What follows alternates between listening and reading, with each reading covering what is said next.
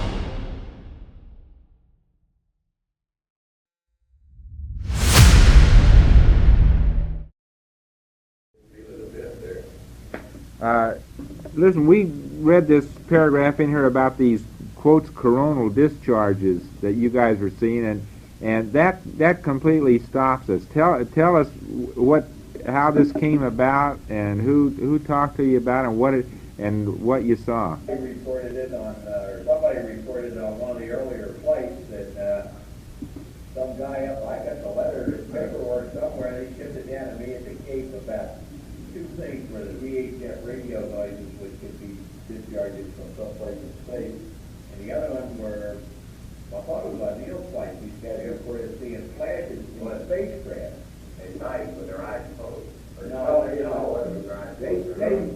noticed them when they were awake at night, the spacecraft was dark, and they thought they were in a spacecraft. But whoever this guy was said, no, that's a perfectly known phenomenon. You can get discharge across your eye from gamma rays or something. So they had a bunch of things. Would we close our eyes and face the moon, when we were orbiting it, because it would be more, we'd get less discharges facing the moon than away from it. Well, you don't have to be anywhere near the moon or anywhere. The first night out, bing, bing. And if you keep your eyes closed and you're awake down there and it's dark and you think about it, when it happens, you can figure out, you can pin down that it's one eye.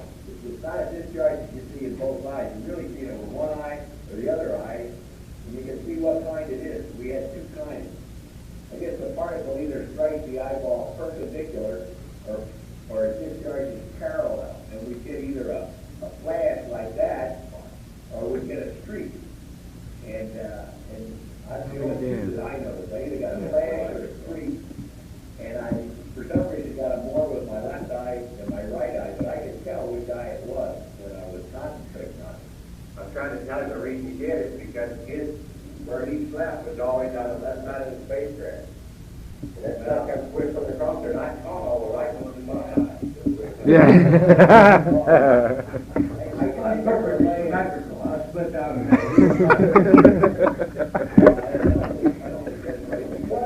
They should have protected you, Dick. They should have picked them all up. I'm really surprised you didn't hear about this because we were asked to specifically experiment with this type of thing. There's 2 pages in the flight plan, a lot of them. We didn't bother because we were seeing it every now and then. There's a paper that says now on the very exact thing, the 2 phenomena that came out of 11. Buzz Neal talked about this.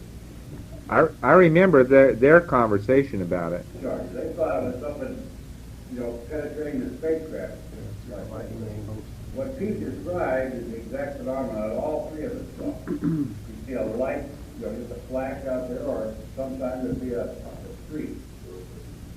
And I saw them in both eyes, either eye, and I can't remember if there was one that was more predominant than the other. But I agree with Pete, it's a phenomenon that you're not seeing with both eyes. It's not something external to you, it's something that's Inside you. Coming across with that one eye. Apparently they know that. Yeah. It's a completely known phenomenon. Well, we've been looking for cosmic rays, cosmic ray strikes, and heavy particles, heavy nuclei that go through. We started at Clearback and Mercury taking photographs of the retina to see if you could see streaks across the retina and stuff. We never could find any in there. And so we stopped that up early in, by the end of the... Your eye is the fastest healer on your body, and if it's doing anything, you're never going to see it. By the time you get a guy back, the only you're ever going to see it is if you photograph it right after a particle went by. Well, probably what it's doing anyway is probably hitting just a single cell, and yeah. That's all it'd have to do, particularly make this flash, you hit a single cell. I saw one night, looking at the MDP, a handrail up above, and one right along, I don't know where it went, it appeared, right straight along that handrail for about that distance. And I just got to be looking at that, and you could almost see him at will. That's right, you just lie there, you close your eyes, if you don't want to see one, you open one eye, and chances are you see it. You didn't believe it at first. We saw it the first night. And I said, hey, I'm just getting spring loaded from that, what we heard. I asked Pete, he'd seen him and got playing in the beach, and they said, remember the mission, you wake up at night, you say, well, I think I ought to see something. You can close your eyes on the page, you count about 1 minute. Let me ask you one more question about heart. Oh, here. Were these random distribution of these, or did they seem to be fairly horizontal? Okay. Were these things random, or did they all seem to be in one direction? Like, were they always horizontal, or were they at random? They could be at any kind of angle.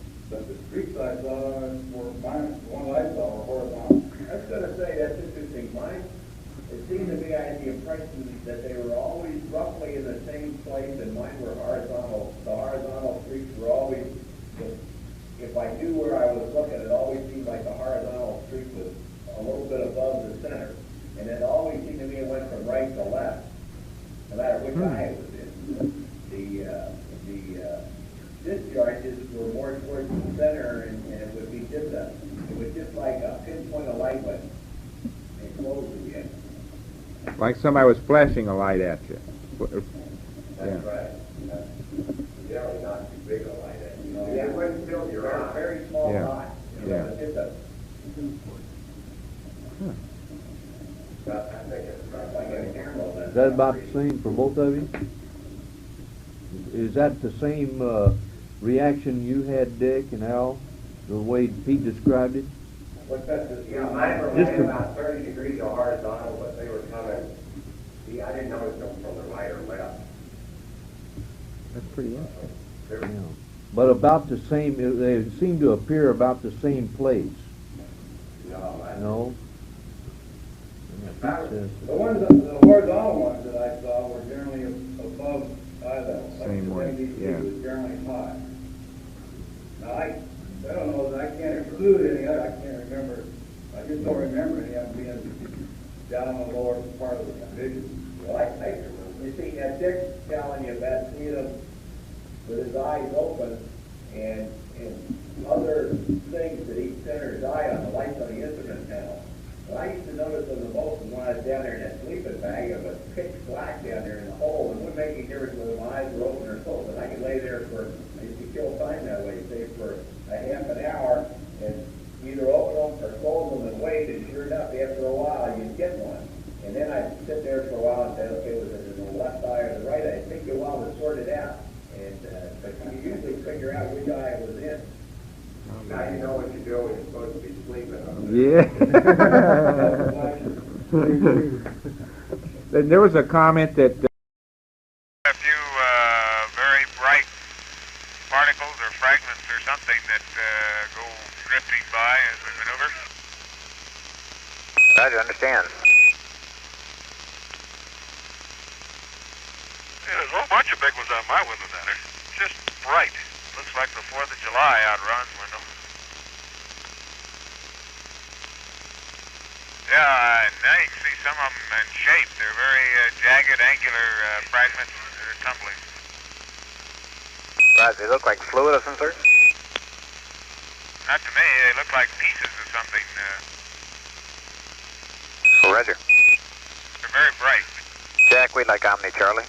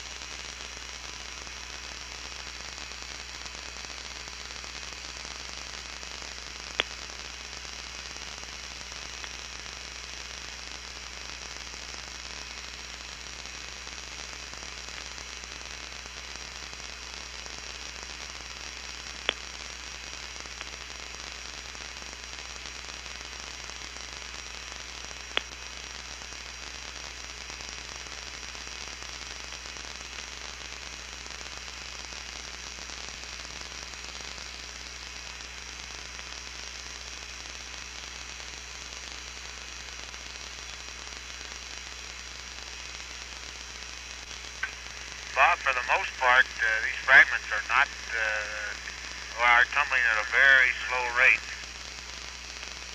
I've tried a couple pictures of them at different settings. You may get an idea of what at least the patterns look like. Roger, I got you. We're all ears on these fragments. Do you think you can figure out what they might be? Well, you know, I don't know. There are a number of possibilities. If you had some kind of a... I got the impression maybe they were curved a little bit, as if they might be off the side of the S4B. That's a wild guess. Okay, RCS logic is... ice chunks, possibly. Maybe there's paint coming off of it. Right, I noticed on one trip up the elevator last week, one of the flags, I thought it was in the S2, but it might be on the S4, looked like it was peeling. Maybe that's what you got. And the S4B maneuver is complete. 1 minute. Okay, we'll set the old clock. Okay, and with the maneuver complete, the fragment field is essentially static, except for very slight tumbling within the fragment. Roger, copy that. Every once in a while, a fragment of considerably higher velocity than the others goes across my window, but that's very rare. Roger.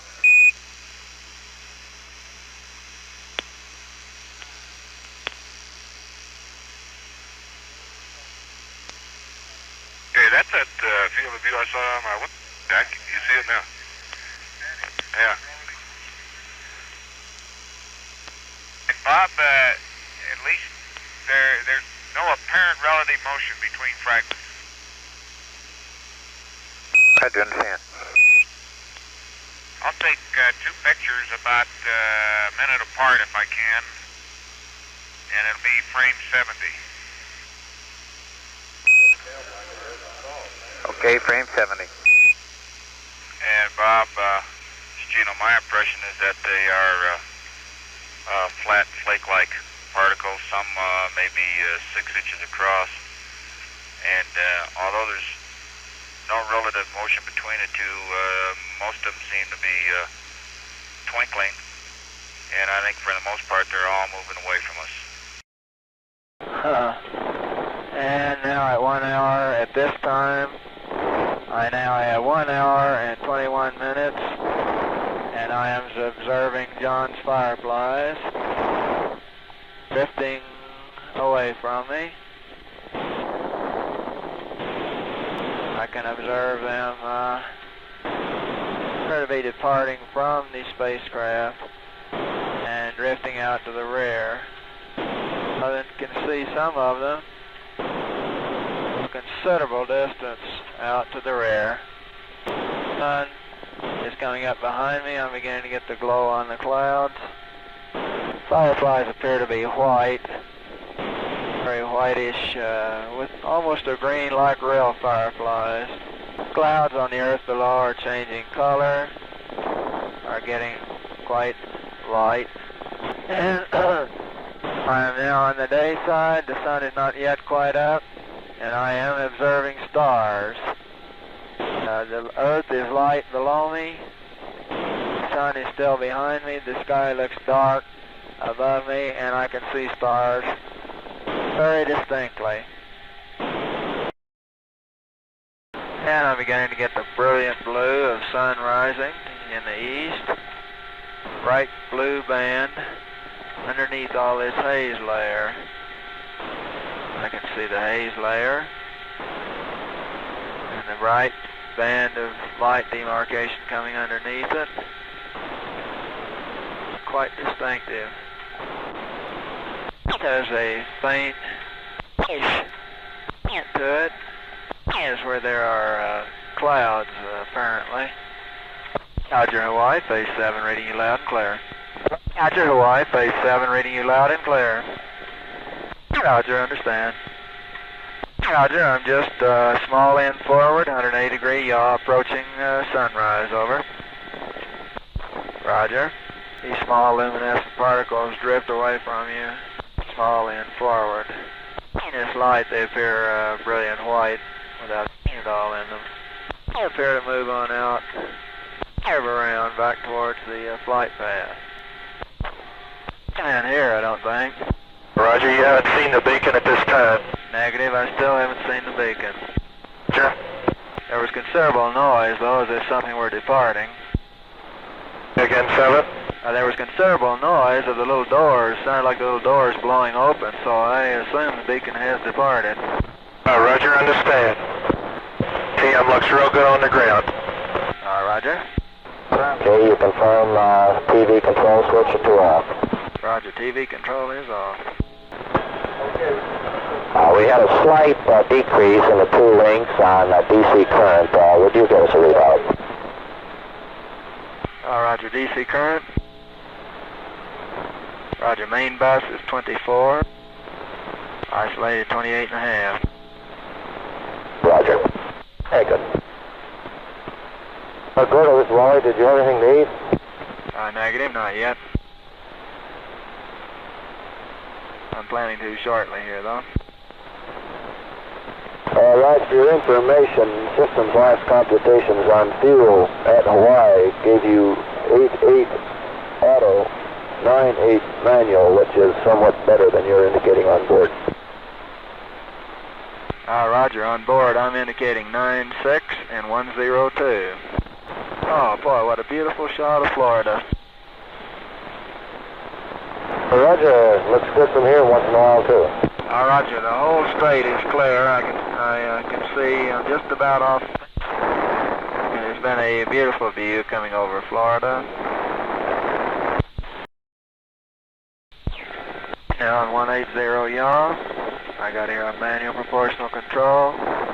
I'm at last daylight going into dark. I've been looking for the flashing beacons. 50518 now. 28, I'm sorry, not 18. This light in sight, it is below me. It's quite a brownish, it's reddish brown, and considerable altitude above the ground. Every time I fire a pitch down thruster, I get a shower of these little fireflies. It is flashing now, it is the light. It's quite bright, quite discernible. 1, 2, 3, 4, 5, 6, 7, right. Appears to be about 10 to 12 miles away. I'm keeping it directly in the window. At the order of a second magnitude star now. Have some pretty stars in sight, and also have the little white objects that seem to come from the capsule itself and drift off. And if they are a yaw check, it's fantastic. I suspect that the star I see is Arcturus. Would be very interesting. It is neither. It is one of the white objects.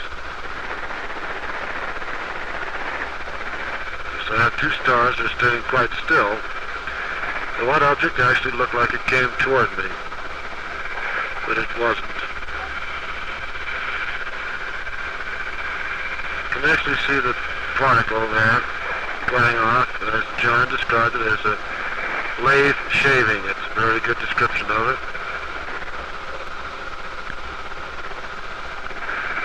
My rates are now just about 0 in all 3 axes. I still have light in the periscope, of course. I'm looking straight up, and yet at this point, this would mean that my altitude is, if I get in the couch here, I really can't pick it too well. Yeah, I'm just about inverted at this point, and that my nose is above the horizon. As a result, I notice that these particles keep tending aft on me, relative to me, at any time. Periscope is blacking out rather rapidly at sunset. It's almost blacked out completely at this point, and is really not usable. Getting a real burst of light in the window, and I really don't know what it is. At this point, I should be coming up on a sunset. 5 hours and 15 minutes. periscope is dark. I must be just getting the last look at the horizon, yet I'm not down on it.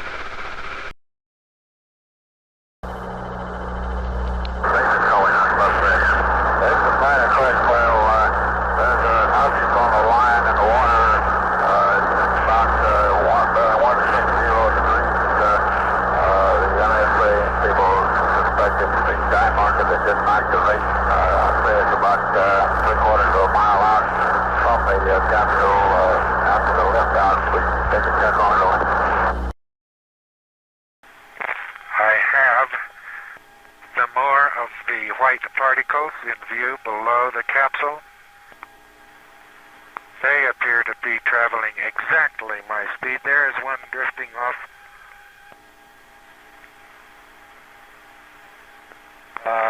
It's going faster than I am, as a matter of fact. Roger, understand. I haven't seen the great numbers of these particles, but I've seen a few of them. Their motion is random. They look exactly like snowflakes to me.